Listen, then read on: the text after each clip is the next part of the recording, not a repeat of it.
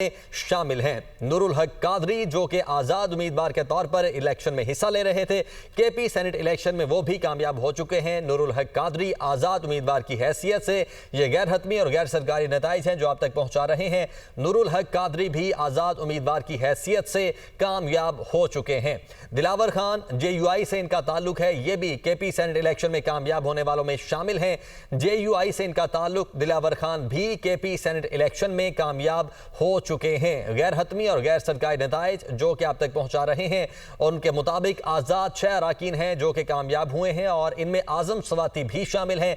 आजाद रुकन की हैसियत से आजम सवाती भी केपी सेनेट इलेक्शन में कामयाब हो चुके हैं। 6 आजाद उम्मीदवार जो कि कामयाब हुए हैं और JUI से मौलाना अताउल हक भी कामयाब होने वालों में शामिल हैं।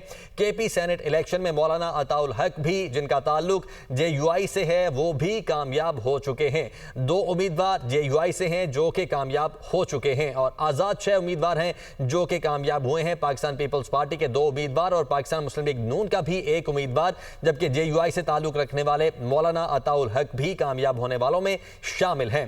पाकिस्तान पीपल्स पार्टी पार्लियामेंटेरियन से मोहम्मद तलहा महमूद जो कि केपी सेनेट इलेक्शन में कामयाब हो चुके हैं। पाकिस्तान पीपल्स पार्टी पार्लियामेंटेरियन से इनका ताल्लुक है। मोहम्मद तलहा महमूद ये भी कामयाब होने वालों की फहरिस्त में शामिल हो चुके हैं। गैर हतमी गैर सरकारी नताइज के मुताबिक पाकिस्तान पीपल्स पार्टी पार्लियामेंटेरियन से जो दूसरे अरकान कामयाब हुए हैं, रुबीना खालिद जो कि केपी सेनेट इलेक्शन में कामयाब हुई हैं।